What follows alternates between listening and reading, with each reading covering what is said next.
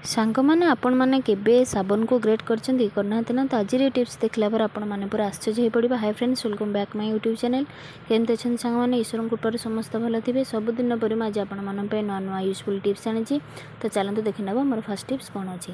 First tips अच्छी एमती किसी मोटा जीन पैंट को लेकर जहाँकि छोट कि बड़ मान समस्ते पिंधा। तो यह प्रोब्लेम आज आपको देखी कि जीन कपड़ाटा बहुत मोटा होता है। तो जदि कौन कारण आमको सिलाई करने पड़े तो आपने देखिथे छुंची को आमको बहुत जोरे माने प्रेस करने पड़ता है, जहाँफल कि आम निडलटा भांगी जाए। तो आपको गोटे बढ़िया ट्रिकटे देवी जोटा कि आपण मैंने छुंची सार्प नथिले आपण मैंने आराम से सिलाई करेंगे। तो वीडियोटी को जमार भी स्किप करंतुनी, फास्ट लास्ट पर्यंत पूरा देखूँ ताहले आपण माने ये ट्रिक गुड़ाक जानीपर। जदि आपण माने स्किप करेंगे ताहले आपण माने जानीपर ना कि कौ प्रोसेस आपण मानक प्रोब्लेम को सॉल्व कर। तो आपण माने कौन करेंगे ना साबुन नहीं जाए।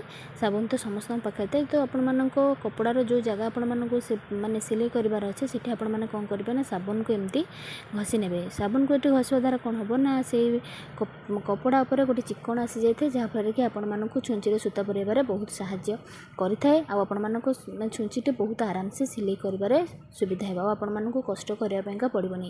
यही टिप्सटी आपण माने घरे करंतु, देखिए आपण मानक बहुत बड़ बेनिफिट दबा। आपण मानक परिश्रम बेसी करने पड़ोनी। नेक्स्ट टिप्स अच्छी आलू को लेकर। तो आलू में आपण मानक बढ़िया टिप्सटे देखिए। आलू तो आम खाइबार यूज करते हैं, किंतु आलू आम बढ़िया गोटे क्लीनर भाव में काम कर। तो आलू फाड़े नहीं जाए से आपण माने टिके जो पेस्ट आपण माने यूज कर से पेस्ट को आपण माने नहीं पारे। तो या आलू रे पेस्ट लगे कौन करवा से आपण मानक आगू देखिबार अच्छी। तो फर्स्ट लास्ट पर्यंत पूरा देखूँ। तो पेस्ट को हाथ में आपण मैंने आलू सहित टे स्प्रेड करने। आलू रस सहित जदि पेस्ट आमर कम्बिनेसनटा बहुत भल क्लीनर भाव में काम करता है। आपने देखिए रोषे कला बेले आपण टाइल बहुत चिकन रही है, जहाँकि आपर ओदा कपड़ा तो ये जमर भी छाड़ी न थाए।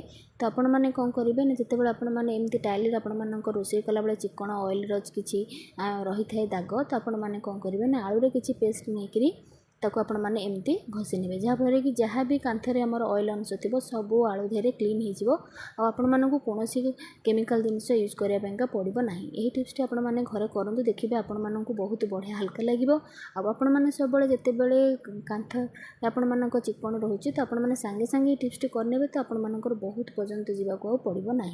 तो जिते बड़े आपण मैंने यही टिप्सटी कर निहाती भाव में सब गृहिणी मानक रिक्वेस्ट कि आपण मैंने यही टिप्सटी घरे करूँ, देखिए आपण मानक गोटे पैसा भी खर्च करने पड़ोनी। तापर आपण मैंने गोटे ओदा कपड़े पोछि ने, देखिए आपण मानक टाइल्सटा बहुत बढ़िया क्लीन हो।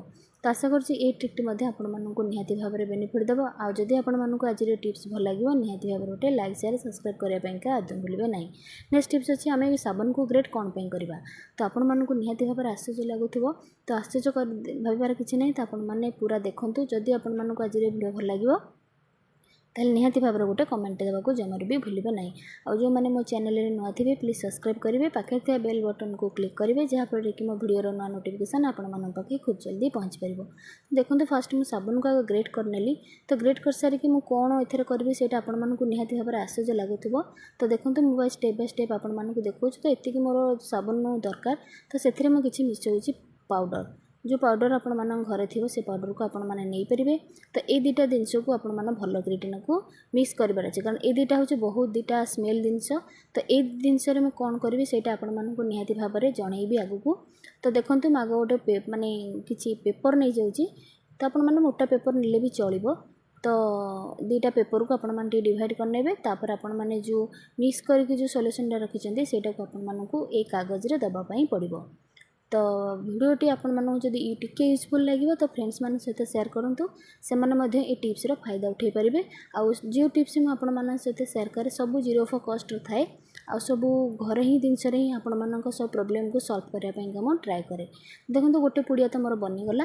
तो नेक्स्ट आउ गोटे सेम प्रोसेस रे सेमती छोट छोट करुँची। तो आपण मैंने चाहिए आउ अधिक करेंगे जदि आपण मानकर आउ पुड़िया आवश्यकता थी। तो देखो दुईटा पुड़िया तो मुझे बर्तमान बनई सारे। तो ये दुटा को लेकर मुझे कोट रखी। तो सहीटा मुझे आगू देखी। तो धैर्य सहित वीडियो को फास्ट लास्ट पर्यंत निहाती भाव में देखूँ। वर्षा दिन छोट हूँ बड़ हूँ समस्त सुज पिंधा को बहुत पसंद करती। स्कूल गला बेले से रेगुलर सुज को यूज करती। कारण वर्षा जेहेतु सकाल टू संध्या पर्यंत गोड़े सुज थाए तो गोटे बैड स्मेल आसता। वर्षा दिन तो आम सबुदिन सुज को सफा करें। तो से आपको ये छोट छोट जो दुटा पुड़िया बनई से दुटा को आपण मानक एमती चप्पल रखीदेवाई पड़ो, जहाँफल कि आप ଆପଣଙ୍କ ସୁଜ୍ରେ କିଛି ବ୍ୟାଡ୍ ସ୍ମେଲ୍ ଆସିବନି, ପିନ୍ଧିବାକୁ ମଧ୍ୟ ରିଫ୍ରେଶ୍ ଲାଗିବ। ତ ଆଶା କରୁଛି ଆଜିର ଟିପ୍ସ ଆପଣମାନଙ୍କୁ ନିହାତି ଭାବରେ ପସନ୍ଦ ଯଦି ଆସିବ ନିହାତି ଭାବରେ ଲାଇକ୍ ସେୟାର ସବସ୍କ୍ରାଇବ୍ କରିବା ପାଇଁ ଜମାରୁ ଭୁଲିବେ ନାହିଁ।